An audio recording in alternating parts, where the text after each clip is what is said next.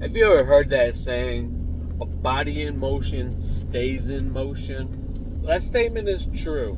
You're always sitting on the couch all day. You're not going to have that giddy up and go to get up, go out, and conquer. But if your body is always perpetually in motion, it becomes muscle memory to get up and go conquer. Now, what happens when you're someone like myself who has just been getting up, feels like forever now, and just getting up, going to work, working out, being a good parent, taking care of things at the home, taking care of your wife, taking care of your kids, taking care of personal projects? There's a point when you just burn out. And the life I've set up for myself, and so many other people have set up for themselves just to stay afloat, there's so much that needs to get done. But the energy source is becoming depleted. Oh, what do you do in these situations? I'm sincerely asking, what do you do in these situations? In situations like these, you just get up and keep on doing it.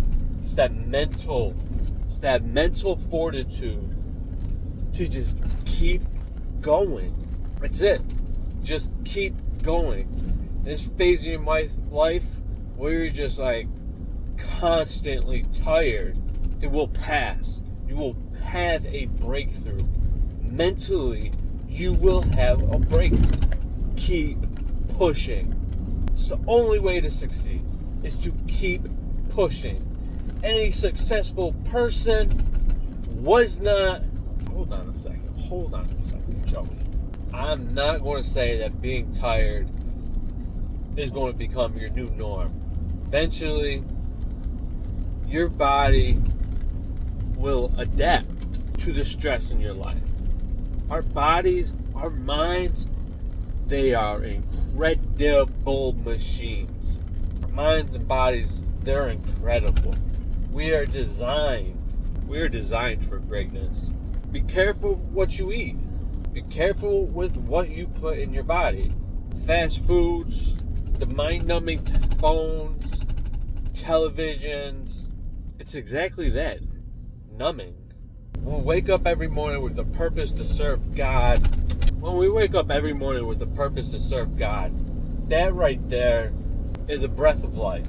But when we wake up and choose to be distracted from God by the mind-numbing TVs and the phones and even our mind-numbing jobs, it is very hard to stay focused on God the way we should properly be living. It's very hard. There is no on-off switch.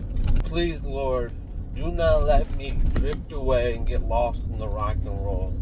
Allow me and everyone else listening to stay focused on you, your blessings, and the way you want us to live. Dear Heavenly Father, we are cursed to live in the America we do now.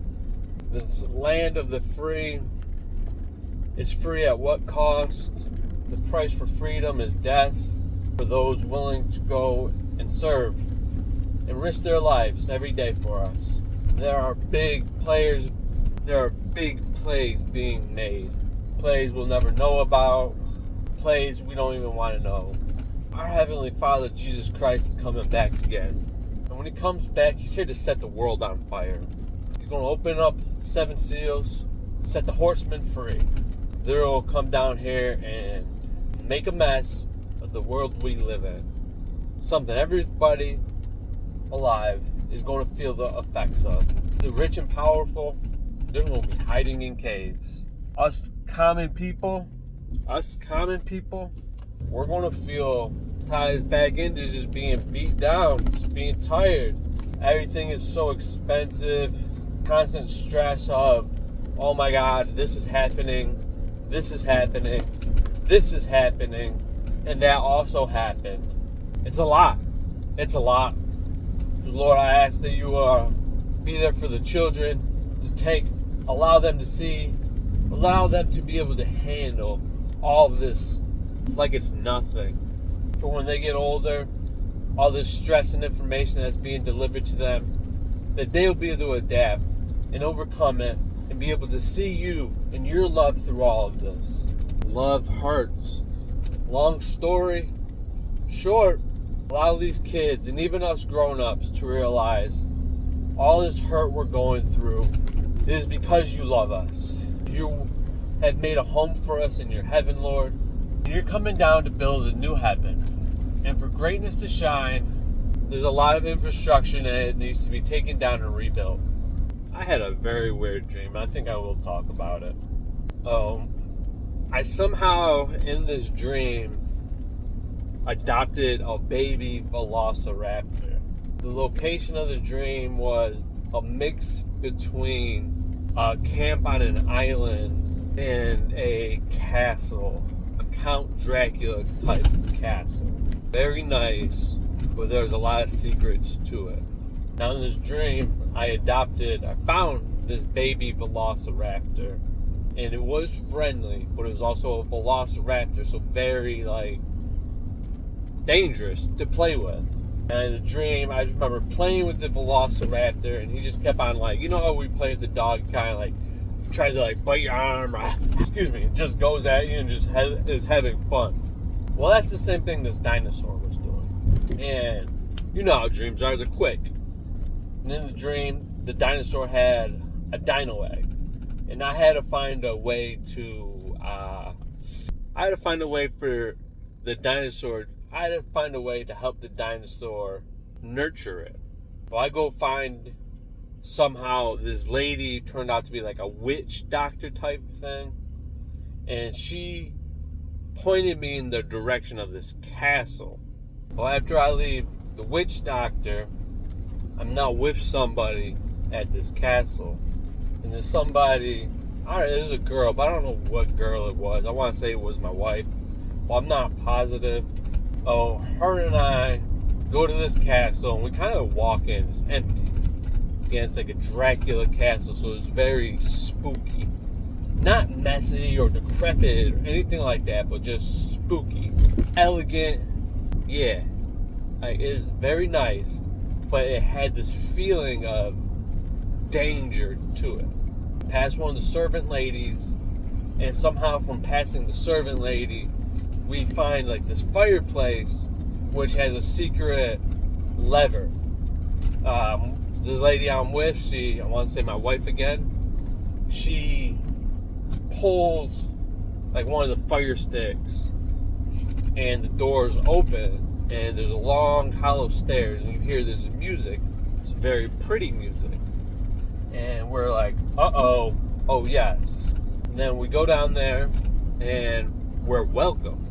And there's this very young kid there, and they seat us at the table. This kid knew us, we knew the kid, and they seat us down, they give us food, and the kid makes it very welcoming. So welcoming that we forget about this kid makes it so welcoming for us that we forget about how spooky or what other type of dangers we could be in. Now we're sitting at a table eating, and then there's this very powerful man. He's a local somebody in my area. His name's Punchy. Well, Punchy, he walks in, and he has a few goons behind him. I actually know who Punchy is. I used to work with him, for him. We make eye contact, we nod, and then after we nod, it changes to me and my wife just talking with this kid. And he's like, hey kid, are you okay? Trafficking, that's I don't want to use the whole words, but trafficking, we're like, are you safe? Is this happening here? Are you still a virgin? And this kid, by the way, is a lady. The lady's like, no. And we're like, so we pry in to get more information. So are you having sex willingly? And they're like, no. And it goes to the velociraptor coming in, running down the stairs like some awesome scene out of Jurassic Park. You just see the tail flicker, hit the back of the wall, and it just comes down there, and I wake up. And I pray. I pray for all these young kids, males and females, who are in these situations that they're being abused, that they're being taken advantage of, they're being sold. Like, this is a real thing nowadays. And it's so prevalent, and it's becoming so normalized to the point where, yeah, we need Jesus to come back now. Oh, I missed the turn. Thank you for tuning in. All that said, I encourage you to keep going with it. Keep pushing. Do not let yourself stop you from being someone who achieves greatness.